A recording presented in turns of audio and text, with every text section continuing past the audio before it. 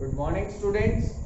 हमने previous class के अंदर हाइड्रोजन बॉन्डिंग के बारे में पढ़ा था कि हाइड्रोजन बॉन्डिंग क्या होती है, कब होती है, कौन कौन से कंडीशंस होनी चाहिए हाइड्रोजन बॉन्डिंग के लिए, ये सब हमने पढ़ा था। कितने टाइप की होती है हाइड्रोजन बॉन्डिंग ये भी हमने देखा था, उसके कुछ एग्जांपल्स भी हमने पढ़े थे। ठीक है कि हाइड्रोजन बॉन्डिंग को हम कैसे रिप्रेजेंट करेंगे, किन किन मॉलिक्यूल्स में वो हो सकती है, ये सब हमने देखा था। आज हम हाइड्रोजन बॉन्डिंग के इफेक्ट्स पढ़ेंगे। क्या पढ़ेंगे? इफेक्ट्स। कि हाइड्रोजन बॉन्डिंग की इफेक्ट्स, कॉन्सिक्वेंसेस, मतलब क्या इफेक्ट डालेगा हाइड्रोजन बॉन्डिंग किसी भी मॉलिक्यूल, किसी भी कंपाउंड की प्रॉपर्टीज में। जैसे बॉइलिंग पॉइंट हो सकता है, मेल्टिंग पॉइंट हो सकता है, उसकी रिएक्टिविटी हो सकती है, उसकी डेंसिटी हो सकती है, उसकी विस्कोसिटी हो सकती है। बहुत सारे फैक्टर्स हैं जिनको हाइड्रोजन बॉन्डिंग इफेक्ट करती है। मतलब उनकी वजह से उन प्रॉपर्टीज में कोई ना कोई चेंज आएगा, वो क्या तो कम हो जाएंगी या ज्यादा हो जाएंगी। तो हाइड्रोजन बॉन्डिंग के बारे में के इफेक्ट्स हम पढ़ेंगे, that is consequences of hydrogen bonding. क्या पढ़ेंगे? Consequences of hydrogen bonding. तो फर्स्ट जो कॉन्सिक्वेंस होगा वो है high melting and boiling point. High melting and boiling point कि कुछ मॉलिक्यूल्स का जो बॉइलिंग पॉइंट है या जो मेल्टिंग पॉइंट है वो क्या हो जाएगा? हाई हो जाएगा। किसकी वजह से? हाइड्रोजन बॉन्डिंग की वजह से। किसकी वजह से हाई हो जाएगा? हाइड्रोजन बॉन्डिंग की वजह से। ठीक है, जैसे आपके पास है, या आप इसमें लिख लेते हैं due to hydrogen bonding,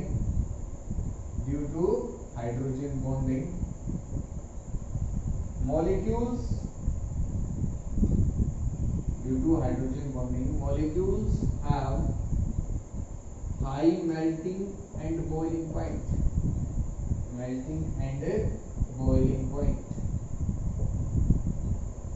As due to hydrogen bonding,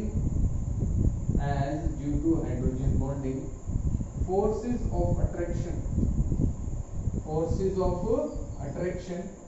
between the molecules increases। कि हाइड्रोजन बॉन्डिंग की वजह से जो बॉइलिंग या जो मेल्टिंग पॉइंट है मॉलिक्यूल्स का वो हाई हो जाएगा। अब मेल्टिंग और बॉइलिंग पॉइंट किस पे डिपेंड करता है? फोर्सेस ऑफ अट्रैक्शन पे। किस पे डिपेंड करता है? फोर्सेस ऑफ अट्रैक्शन पे, कि मॉलिक्यूल्स के बीच में फोर्स ऑफ अट्रैक्शन कैसी है। अगर स्ट्रॉन्ग फोर्स ऑफ अट्रैक्शन रहेगी तो उतना ही ज्यादा मेल्टिंग पॉइंट रहेगा, बॉइलिंग पॉइंट रहेगा, और जितनी कम फोर्स ऑफ अट्रैक्शन रहेगी उतना ही कम मेल्टिंग या बॉइलिंग पॉइंट होगा। ठीक है, फॉर एग्जांपल आपके पास है H2O, H2S एंड H2SE।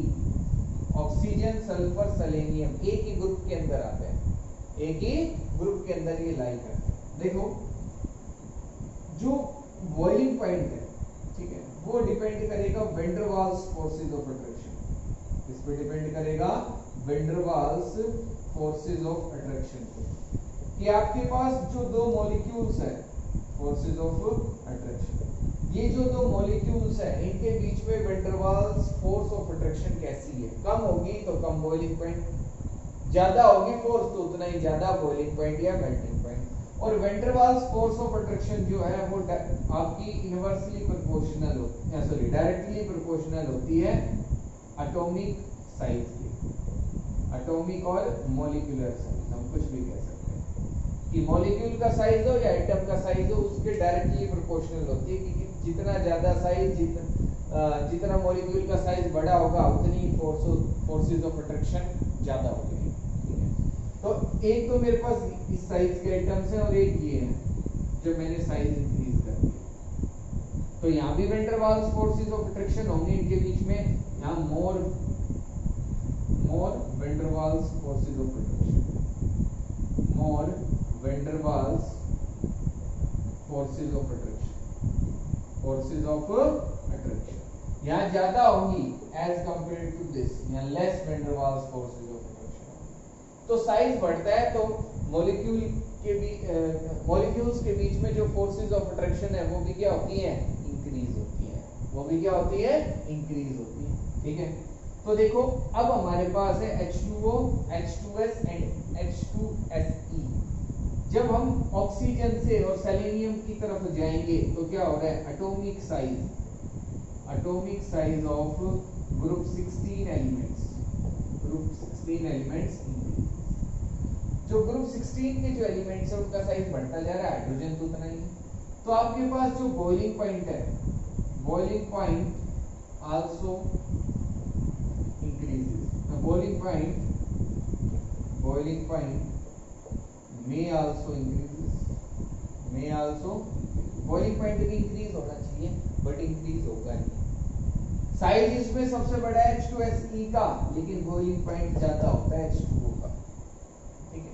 जितनी ज्यादा फोर्सेस ऑफ अट्रैक्शन, ये आपने पहले भी पढ़ा है कि आपके पास जो सॉलिड्स होते हैं, जो आपके पास सॉलिड्स हैं, लिक्विड्स हैं और जो गैस है, सॉलिड्स के पार्टिकल्स के बीच में फोर्स ऑफ अट्रैक्शन सबसे ज्यादा होती है, फिर उससे कम होती है लिक्विड्स के बीच में, और गैसेस के पार्टिकल्स के बीच में तो फोर्स ऑफ अट्रैक्शन बिल्कुल ही कम होती है, ठीक है। तो जितनी ज्यादा फोर्स ऑफ अट्रैक्शन रहेगी उसी हिसाब से जो कोई भी सब्सटेंस है उसकी स्टेट चेंज होती जाएगी। फोर्स ऑफ अट्रैक्शन अगर थोड़ी सी बढ़ गई तो वो लिक्विड में कन्वर्ट हो जाएगा, और भी ज्यादा अगर हमने बढ़ा दी तो किसमें कन्वर्ट हो जाएगा, सॉलिड में हो जाएगा। तो हम यहाँ क्या ऑब्जर्व करते हैं कि H2O जो है ना वो तो होता है लिक्विड, और H2S और H2SE ये होते हैं गैसेस, ये भी गैस है और ये भी गैस है। तो ये लिक्विड है। अब ये लिक्विड क्यों है, क्योंकि इसके अंदर हाइड्रोजन बॉन्डिंग हो रही है, इसके अंदर क्या हो रही है, हाइड्रोजन बॉन्डिंग हो रही है, और हाइड्रोजन बॉन्डिंग है तो इसका मतलब है इसका हाई बॉइलिंग पॉइंट होगा। हाई क्या हो गया, बॉइलिंग पॉइंट। तो सबसे ज्यादा हाई बॉइलिंग पॉइंट तो इसके अंदर जो होगा वो होगा H2O का, फिर आएगा H2SE और उसके बाद आएगा H2S, ये होगा हाईएस्ट बॉइलिंग पॉइंट होगा इसका इन तीनों में से, ठीक है। और इसकी स्टेट भी कैसी होगी, लिक्विड होगी, ये गैस होंगे, वो भी गैस होगा। तो गैसेस का तो बॉइलिंग पॉइंट वैसे ही कम होता है। तो हमारे पास ये जो हमने लिखा है बॉइलिंग पॉइंट में बी इंक्रीज, में बी आल्सो, में बी इंक्रीज हो सकता है बट होगा नहीं। सबसे ज्यादा किसका रहेगा, H2O का रहेगा, क्योंकि इसके अंदर हाइड्रोजन बॉन्डिंग हो रही है और सभी मॉलिक्यूल्स में हाइड्रोजन बॉन्डिंग नहीं है, ठीक है। तो ये तो था फर्स्ट हमारे पास की हाई मेल्टिंग या बॉइलिंग पॉइंट हो जाता है हाइड्रोजन बॉन्डिंग की वजह से, हमने देखा, ठीक। नेक्स्ट फैक्टर देखते हैं क्या है। नेक्स्ट फैक्टर है हमारे पास सोल्यूबिलिटी। क्या है, solubility. The compounds which forms hydrogen bonding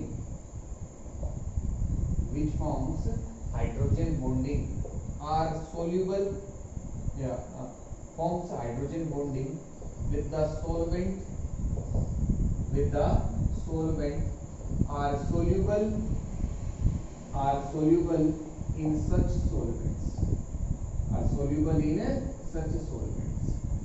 कि जो मॉलिक्यूल्स, जो सब्सटेंस, जो कंपाउंड्स हाइड्रोजन बॉन्डिंग फॉर्म करेंगे सॉल्वेंट्स के साथ, वो उन सॉल्वेंट्स में क्या रहेंगे, सोल्यूबल, क्या होंगे, सोल्यूबल रहेंगे, ठीक है। फॉर एग्जांपल अगर मैं कहूं HF is soluble in water, HF is soluble in water because it can form hydrogen bonding, क्योंकि वो हाइड्रोजन बॉन्डिंग जो है वो फॉर्म कर सकता है, इसलिए वाटर में क्या होता है, सोल्यूबल होता है, ठीक है। लेकिन अगर हम बात करें HI की, HBr की, these substance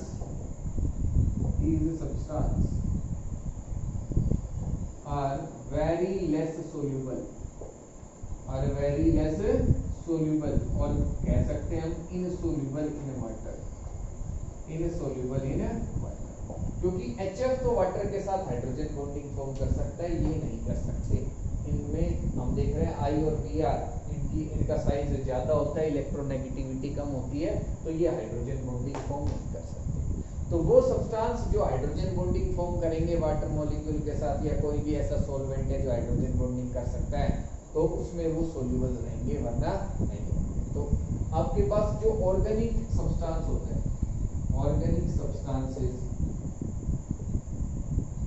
are very less soluble, या हम कह सकते हैं few organic substances are soluble in water, are soluble in water. Water के अंदर बहुत ही कम ऑर्गेनिक सब्सटेंस है जो सोल्यूबल होते हैं। क्यों? क्योंकि कुछ ही जो ऑर्गेनिक सब्सटेंस है वो हाइड्रोजन बॉन्डिंग कर सकते हैं, ठीक है, सभी नहीं कर सकते। तो इसी वजह से कुछ ही मॉलिक्यूल्स जो हैं वो सोल्यूबल होते हैं वाटर के अंदर, ठीक है। तो ये हमारा सेकंड फैक्टर था सोल्यूबिलिटी। नेक्स्ट देखते हैं क्या। नेक्स्ट जो हमारे पास फैक्टर है वो है वोलेटिलिटी, ठीक है। वोलेटिलिटी का मतलब कि कोई सब्सटेंस कितना वोलेटाइल है, कितना वोलेटाइल है। वोलेटाइल, वोलेटाइल का क्या मतलब है?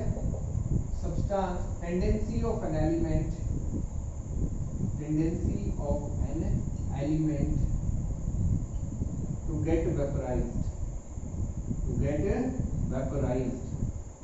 किसी भी सब्सटेंस की कितनी टेंडेंसी है वेपर्स में कन्वर्ट होने की, किसी एलिमेंट की टेंडेंसी ऑफ एन सब्सटेंस, किसी भी सब्सटेंस की कितनी टेंडेंसी है वेपर्स में कन्वर्ट होने की, वो कौन बताएगा? वोलेटिलिटी। कौन एक्सप्लेन करेगा? Volatility. And it can be explained, and it can be explained by using the word, yeah, by the term volatile, by the term volatile। और हम ये जो है इस टेंडेंसी को वोलेटाइल की टर्म में, या वोलेटाइल जो टर्म है वो यूज करेंगे उसके लिए। कोई सब्सटेंस कितना वोलेटाइल है, लेस वोलेटाइल या मोर वोलेटाइल है, इसका मतलब है कि वो इजीली वेपराइज हो सकता है या नहीं हो सकता, वो हम देखेंगे, ठीक है।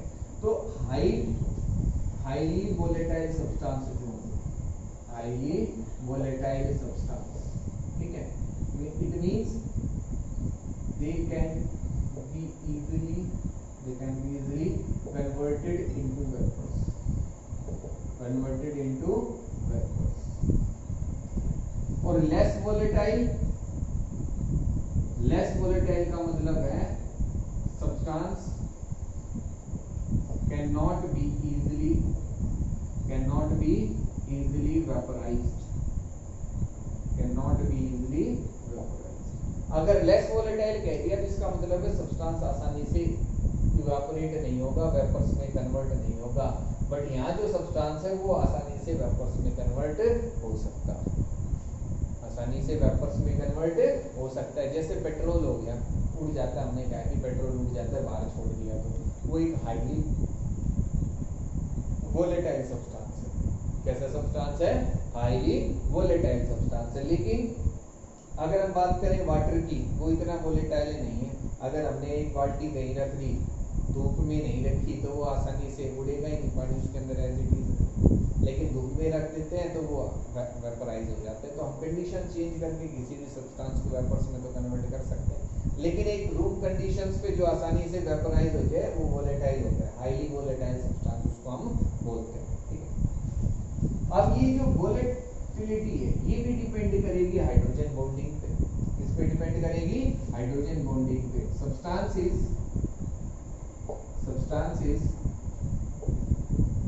in which hydrogen bonding is present, are less volatile, जिनमें हाइड्रोजन बॉन्डिंग होगी वो लेस वोलेटाइल, क्या रहेंगे? लेस वोलेटाइल, ठीक है। तो वोलेटिलिटी को भी कौन इफेक्ट करता है? Hydrogen bonding. यहाँ भी इफेक्ट कर रहा है कि हाइड्रोजन बॉन्डिंग की वजह से उसका जो वोलेटाइल नेचर है वो क्या हो गया? कम हो गया, ठीक है। तो ये हमारे पास था वोलेटिलिटी, सभी को आ गया होगा समझ। नेक्स्ट देखते हैं क्या है हमारे पास। नेक्स्ट जो फैक्टर है वो है विस्कोसिटी। विस्कोसिटी है opposing the flow of liquid, opposing the flow of कि जो लिक्विड फ्लो करता है उसमें कितना अपोज है वो अब इसकी टर्म में एक्सप्लेन करते हैं विस्कोसिटी, ठीक है। जैसे हमने लिया ऑयल, वाटर एंड हनी, ठीक है। शहद हो गया, ऑयल हो गया और वाटर हो गया। कह रहा है अब आपने देखा है कि वाटर जो है वो आसानी से फ्लो करता है, फिर उससे अच्छे से उसके बाद ऑयल, और सबसे कम जो फ्लो करेगा वो होगा हनी। ठीक है, ये सबसे कम फ्लो करता है, इससे अच्छा ऑयल और सबसे अच्छा वाटर फ्लो करता है। तो हम कह सकते हैं कि जो विस्कोसिटी है, लेस विस्कोसिटी, इसके अंदर जो विस्कोसिटी है वो सबसे कम है, and it has more viscosity, और इसके अंदर जो विस्कोसिटी है वो सबसे ज्यादा है, इसको हम कह सकते हैं इट इज मोर विस्कस। इसकी टर्म में एक्सप्लेन करेंगे विस्कस की टर्म में कि कहेंगे ये ज्यादा विस्कस है, मतलब ज्यादा गाढ़ा है। ठीक है, और ये कम है, ये आसानी से फ्लो कर सकता है। तो फ्लो जो रहेगा, flow of liquid, flow of liquid का इंक्रीज हो रहा है वाटर की। ठीक है, यहाँ नहीं हो रहा। तो अब जो विस्कोसिटी है ना वो भी कहीं ना कहीं अफेक्ट होगी, किससे? हाइड्रोजन बॉन्डिंग से। किससे अफेक्ट होगी? हाइड्रोजन बॉन्डिंग से। विस्कोसिटी सभी को समझ में आ गई होगी कि opposing the flow of liquid, liquid की फ्लो में कितना अपोज हो रहा है। तो अगर हम देखें जो हनी था या ऑयल था उनमें ज्यादा अपोज था एज कंपेयर टू वाटर, इसलिए वाटर आसानी से फ्लो कर सकता है, वो नहीं कर सकता। ये बिल्कुल सेम है जैसे आप फिजिक्स में पढ़ते हो इलेक्ट्रिसिटी में, कि इलेक्ट्रिसिटी और हमने पढ़ा है, दो चीजें पढ़ी हैं, resistance and conductivity. Resistance and conductivity. तो रेजिस्टेंस क्या होता है? Opposing the flow of current, opposing the flow of current, वो क्या है? रेजिस्टेंस है। तो वैसे ही विस्कोसिटी है। ठीक है, opposing the flow of liquid. अब यहाँ लिक्विड के फ्लो में जो अपोज होगा वो क्या होगा? विस्कोसिटी। वो क्या होगा? विस्कोसिटी। और अगर करंट के में रहता है तो उसको हम बोलते हैं रेजिस्टेंस। और जो कंडक्टिविटी थी वो था ease in the flow of current, कि कितनी आसानी से करंट फ्लो कर सकता है, वो हम कंडक्टिविटी की टर्म में एक्सप्लेन कर सकते हैं। और यहाँ जो हम कहेंगे ease in the flow of liquid, वो कहलाएगा fluidity. Ease in the flow of liquid, ease in the flow of liquid, इसको हम बोलेंगे फ्लूइडिटी। क्या बोलेंगे? फ्लूइडिटी। कि कितनी फ्लूइडिटी है किसी लिक्विड में, कितनी आसानी से वो फ्लो कर सकता है। ठीक है, तो hydrogen bonding, the substances in which hydrogen bonding is present, in which hydrogen bonding is present are generally more viscous, वो उतनी ज्यादा विस्कस होता है, उतना ही कम उनके अंदर फ्लो। ठीक है, तो हाइड्रोजन बॉन्डिंग जो है वो विस्कोसिटी को भी इफेक्ट कर रहा है, उसको भी क्या कर रहा है? अफेक्ट कर रहा है। अब नेक्स्ट जो हम पढ़ेंगे वो होगा why ice float on water. जो आइस है वो पानी के ऊपर क्यों फ्लोट करती है, क्यों तैरती है, उसका रीजन हम देखेंगे, और वो भी हाइड्रोजन बॉन्डिंग की वजह से ही हम एक्सप्लेन कर पाएंगे। तो देखते हैं क्या है। नेक्स्ट है लोअर डेंसिटी ऑफ आइस, की जो आइस है उसकी डेंसिटी कम होती है वाटर से, ऐसा क्यों? ठीक है, आपने देखा भी है कि जब हम आइस को वाटर में डालेंगे तो ऊपर ही फ्लोट करती है, उसके अंदर सिंक नहीं करती है, डूबती नहीं है। लेकिन सॉलिड्स की तो डेंसिटी, आइस हमारे पास क्या है? सॉलिड है। ठीक है, और वाटर क्या हमारे पास? लिक्विड। नॉर्मली क्या होता है कि जो सॉलिड है उसकी डेंसिटी हमेशा ज्यादा मिलेगी, किससे? सॉलिड की जो डेंसिटी है वो किससे ज्यादा होती है? लिक्विड से ज्यादा होती है। बट फिर भी जो है आइस वाटर के अंदर फ्लोट करती है, डूबती नहीं है, उसी से बनी है। जो आइस है वो किससे बनी है? वाटर से बनी है, इसकी सॉलिड स्टेट है वाटर की आइस, लेकिन ये फिर भी फ्लोट करती है किस पर? वाटर पर, डूबती नहीं है। अब इसका रीजन क्या होगा? ठीक है, तो इसका रीजन हम इसकी स्ट्रक्चर, जो आइस है उसकी स्ट्रक्चर के बेसिस पे एक्सप्लेन कर सकते हैं। कि हमारे पास जब हम वाटर को ठंडा करेंगे, जब कूल करेंगे, तो क्या होगा कि आपके पास जो वाटर मॉलिक्यूल्स हैं वो एक दूसरे के पास आएंगे और उनके बीच में हाइड्रोजन बॉन्डिंग होगी। क्या होगी? Hydrogen bonding. और उनकी जो शेप है वो फिक्स हो जाएगी, मूव तो वो कर नहीं पाएगी। कैसे? वो देखते हैं कि आपके पास है ऑक्सीजन, हाइड्रोजन, इधर भी हाइड्रोजन, इधर है आपके पास ऑक्सीजन, यहाँ हाइड्रोजन, यहाँ भी हाइड्रोजन। इधर है आपके पास ऑक्सीजन, इधर हाइड्रोजन, इधर भी ऑक्सीजन, इधर हाइड्रोजन और इधर भी हाइड्रोजन। अब इस पे स्लाइटली नेगेटिव, यहाँ स्लाइटली नेगेटिव, इस पे स्लाइटली नेगेटिव और इस पे स्लाइटली नेगेटिव, यहाँ स्लाइटली पॉजिटिव, इस पे स्लाइटली पॉजिटिव, पॉजिटिव, यहाँ भी पॉजिटिव, इधर भी पॉजिटिव, सब जगह मतलब जितने भी हाइड्रोजन है उन सभी पे स्लाइटली क्या रहेगा, पॉजिटिव चार्ज रहेगा। क्या रहेगा, स्लाइटली पॉजिटिव चार्ज। और नेगेटिव और पॉजिटिव चार्ज एक दूसरे को क्या करेंगे, नेगेटिव और पॉजिटिव चार्ज एक दूसरे को क्या करेंगे, अट्रैक्ट करेंगे कुछ इस तरह। ठीक है, जिसकी वजह से इनमें क्या, अब यहाँ क्या हो गई, हाइड्रोजन बॉन्डिंग, क्या हो रही है, हाइड्रोजन बॉन्डिंग। और इस हाइड्रोजन बॉन्डिंग की वजह से यहाँ हम देख रहे हैं कि एक वैकेंट स्पेस क्रिएट हो गया। क्या क्रिएट हो गया, वैकेंट स्पेस।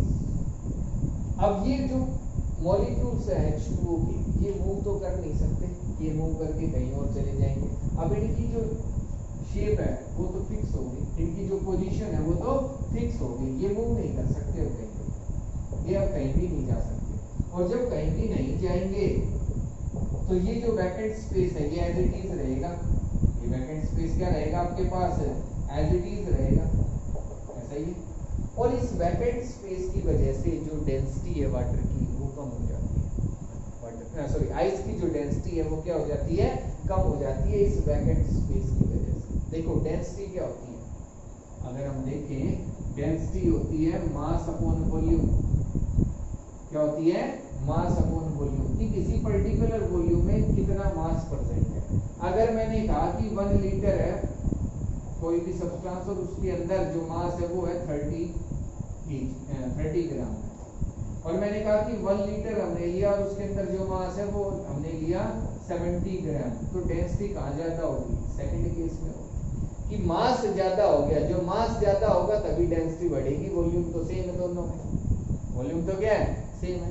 तो हमने 1 लीटर वाटर लिया और उसी की आइस बना दी, तो अब क्या देखेंगे कि जो डेंसिटी है, जो अब आपने ये भी ऑब्जर्व किया है कि आइस, हम कहते हैं कि जो बोतल है, जो प्लास्टिक की बोतल है, जब हम उसमें वाटर को उसमें वाटर फिल करके और जो फ्रीजर में रख देते हैं तो वो आइस में कन्वर्ट हो जाता है। तो हम देखते हैं कि जो बोतल है, जो प्लास्टिक की बोतल है, उसकी शेप चेंज हो जाती है, उसकी शेप क्या हो जाती है, चेंज हो जाती है, क्योंकि जो आइस है वो एक्सपेंड करती है। आइस क्या करती है, एक्सपेंड करती है, और जब आइस एक्सपेंड कर रही है इसका मतलब वॉल्यूम बढ़ रहा है। वॉल्यूम क्या हो रहा है, बढ़ रहा है। हमारे पास मैंने कहा कि 1 लीटर हमने वाटर लिया तो उसके अंदर 100 मॉलिक्यूल्स थे वाटर के, कितने मॉलिक्यूल्स थे, 100 मॉलिक्यूल्स। और जब वो आइस में कन्वर्ट हो गया तब भी मॉलिक्यूल्स कितने हैं, 100 ही रहेंगे, ये तो चेंज हो नहीं सकते, ये हमारे पास क्या है, आइस है। लेकिन हम कह रहे हैं कि आइस का वॉल्यूम ज्यादा है, किससे, वाटर से। आइस का वॉल्यूम किससे ज्यादा है, वाटर से। तो अब देखो जब वॉल्यूम बढ़ेगा तो डेंसिटी कम होगी, ये इसके इनवर्सली प्रोपोर्शनल है। जब मैं वॉल्यूम इंक्रीज करूंगा तो डेंसिटी कम होगी, और जब मैं वॉल्यूम बढ़ाऊंगा, सॉरी वॉल्यूम अगर मैं डिक्रीज करूंगा तो डेंसिटी इंक्रीज होगी, और वॉल्यूम अगर मैं इंक्रीज करूंगा तो डेंसिटी क्या हो जाएगी, डिक्रीज हो जाएगी। ये एक दूसरे के इनवर्सली प्रोपोर्शनल है, डेंसिटी और वॉल्यूम। जब ये इंक्रीज होगा तो ये डिक्रीज होगा, और जब ये डिक्रीज होगा तो ये इंक्रीज होगा। ठीक है, तो हम कह रहे हैं कि जब वॉल्यूम बढ़ गया तो इसका मतलब है कि जो डेंसिटी है वाटर की, सॉरी जो डेंसिटी आइस की वो क्या हो जाएगी, कम हो जाएगी। इसलिए जो आइस है वो फ्लोट करती है, उसकी डेंसिटी क्या होगी, वाटर इससे कम होगी। और ये हुआ किस वजह से, इस वैकेंट स्पेस की वजह से। किसकी वजह से हुआ, इस वैकेंट स्पेस की वजह से, कि ये जो वैकेंट स्पेस अराइज हुआ इसकी वजह से जो आइस का वॉल्यूम है वो इंक्रीज हो गया। आइस का वॉल्यूम क्या हो गया, इंक्रीज हो गया, और उसकी वजह से उसकी डेंसिटी कम हो गई। जब मैं अब इसको हीट करता हूं, अगर मैंने इसको क्या किया, हीट किया, हीट करने पे क्या हुआ कि ये जो ऑक्सीजन और हाइड्रोजन, ये जो वाटर मॉलिक्यूल्स थे वो कुछ इस तरीके से भी अरेंज हो सकते हैं, उनकी जो पोजीशन है वो तो चेंज हो सकती है। सॉलिड्स में तो जो मॉलिक्यूल्स हैं या जो एटम्स हैं उनकी पोजीशन फिक्स होती है, मूव कर नहीं सकते। लिक्विड्स में हमने पढ़ा है कि जो मॉलिक्यूल्स हैं या जो एटम्स हैं, जो पार्टिकल्स हैं वो मूव कर सकते हैं, गैसेस में भी कर सकते हैं। तो जब यहाँ पार्टिकल्स मूव करेंगे, H2O मॉलिक्यूल जब मूव करेगा तो वो कुछ इस तरीके से भी अरेंज हो सकता है। अब इनके बीच में वो वैकेंट स्पेस नहीं है जो यहाँ था। 4 मॉलिक्यूल लिए थे हम, 1 2 3 और 4। अब ये हम इस तरीके से भी अरेंज कर सकते हैं कि 4 वाटर मॉलिक्यूल हैं वो मूव करके और इस तरीके से अरेंज हो गए। अब इनके बीच में तो कोई वैकेंट स्पेस नहीं है, तो इसका मतलब है कि इनका वॉल्यूम कम हो गया। इनका वॉल्यूम क्या हो गया? कम हो गया। और जब वॉल्यूम कम हो गया तो इसका मतलब है डेंसिटी इंक्रीज हो गई। डेंसिटी क्या हो गई? इंक्रीज हो गई। तो ये जो वैकेंट स्पेस है इनकी वजह से हाइड्रोजन और ये वैकेंट स्पेस अराइव किसकी वजह से हुआ? हाइड्रोजन बॉन्डिंग की वजह से। इसकी वजह से हुआ हाइड्रोजन बॉन्डिंग की वजह से। तो due to hydrogen bonding, due to, इसको हम कैसे लिखेंगे? Due to hydrogen bonding water molecules या H2O molecules have vacant space in between them, which due to which density of ice is less than water, और इसकी वजह से जो डेंसिटी है वो क्या होती है? कम। ठीक है, in ice due to hydrogen bonding H2O molecules have vacant space in between them, due to which density of ice is less than water, और जिसकी वजह से जो आइस है उसकी डेंसिटी क्या हो जाती है? कम हो जाती है वाटर से। ठीक है, तो ये भी हम हाइड्रोजन बॉन्डिंग के बेसिस पे एक्सप्लेन कर सकते हैं। अगर यहाँ हाइड्रोजन बॉन्डिंग नहीं होती तो इनकी फिक्स्ड शेप नहीं होती और यहाँ कोई वैकेंट स्पेस नहीं आता। अब ये जब वैकेंट स्पेस नहीं होता तो जो आइस है उसकी डेंसिटी भी कम नहीं होती वाटर से। तो अब ये किसकी वजह से हो रहा है? केवल और केवल हाइड्रोजन बॉन्डिंग की वजह से। इसकी वजह से हो रहा है हाइड्रोजन बॉन्डिंग की वजह से। तो ये फैक्टर्स थे, ठीक है, जिनमें हाइड्रोजन बॉन्डिंग जो है वो एक इम्पोर्टेंट रोल प्ले करता है, उनको अफेक्ट करता है। ठीक है, अब एक और काफी इंपॉर्टेंट क्वेश्चन है डेंसिटी से रिलेटेड, कि जो वाटर की जो डेंसिटी होती है ना वो सबसे ज्यादा होती है -4 डिग्री सेल्सियस। इस पे होती है -4 डिग्री सेल्सियस। हम पढ़ेंगे higher density of water at 4 degree Celsius. -4 नहीं आएगा, सॉरी 4 डिग्री सेल्सियस आएगा, या इसको हम लिख सकते हैं 277 कैलोरी। क्या लिख सकते हैं? 277 कैलोरी की जो वाटर की जो डेंसिटी है वो सबसे ज्यादा होती है 4 डिग्री सेल्सियस। इस पे होती है 4 डिग्री सेल्सियस। तो देखो हमने लिखा था कि 0 डिग्री सेल्सियस पे वाटर मॉलिक्यूल्स जो हैं इनके बीच में हाइड्रोजन बॉन्डिंग है। इनके बीच में क्या हो रही है? हाइड्रोजन बॉन्डिंग हो रही है। ठीक है, और जब ये हाइड्रोजन बॉन्डिंग हो रही है तो उसकी वजह से इनके बीच में वैकेंट स्पेस था, जिसकी वजह से इनकी डेंसिटी कम थी। अब जब हम इसको हीट करेंगे, जब हम टेम्परेचर को इंक्रीज करेंगे, ये 1 degree Celsius, 2 degree Celsius, 3 degree Celsius पे जाएगा, इंक्रीज होता हुआ जाएगा, तो क्या होगा कि ये जो वाटर मॉलिक्यूल्स के बीच में ये जो हाइड्रोजन बॉन्डिंग है ये ब्रेक हो जाएगी। हाइड्रोजन बॉन्डिंग क्या हो जाएगी? ब्रेक हो जाएगी। और जैसे ही हाइड्रोजन बॉन्डिंग ब्रेक होगी, वाटर मॉलिक्यूल्स एक दूसरे के पास आ जाएंगे। वाटर मॉलिक्यूल्स क्या होंगे? एक दूसरे के पास आ जाएंगे। वो किसी भी फॉर्म में हो सकते हैं, इस तरीके से हम उनको रिप्रेजेंट कर सकते हैं। जब एक दूसरे के पास आ गए तो वॉल्यूम क्या हो गया? वॉल्यूम क्या हो गया? कम हो गया। वॉल्यूम डिक्रीजेस, एनहांस डेंसिटी, ठीक है, ये हम कह सकते हैं 4 डिग्री सेल्सियस पे है। ठीक है, और 0 डिग्री सेल्सियस पे हम ये स्ट्रक्चर बढ़ा सकते हैं इस तरीके से कि हमारे पास जो हाइड्रोजन जो H2O के मॉलिक्यूल्स थे उनमें वैकेंट स्पेस था, वो एक दूसरे से दूर दूर थे, जिसकी वजह से उनमें उनकी जो डेंसिटी थी, आइस की जो डेंसिटी थी वो कम थी। लेकिन जब हमने 0 डिग्री सेल्सियस से 4 डिग्री सेल्सियस टेम्परेचर किया तो वाटर मॉलिक्यूल्स कुछ इस तरीके से अरेंज हो गए। ठीक है, तो यहाँ क्या है? लार्ज वॉल्यूम, और उधर कम वॉल्यूम है, जिसकी वजह से डेंसिटी क्या हो गई? अब जब हम और टेम्परेचर बढ़ाएंगे तो और फिर डेंसिटी इंक्रीज क्यों नहीं हो रही, और ये वाटर मॉलिक्यूल्स पास क्यों नहीं आ रहे?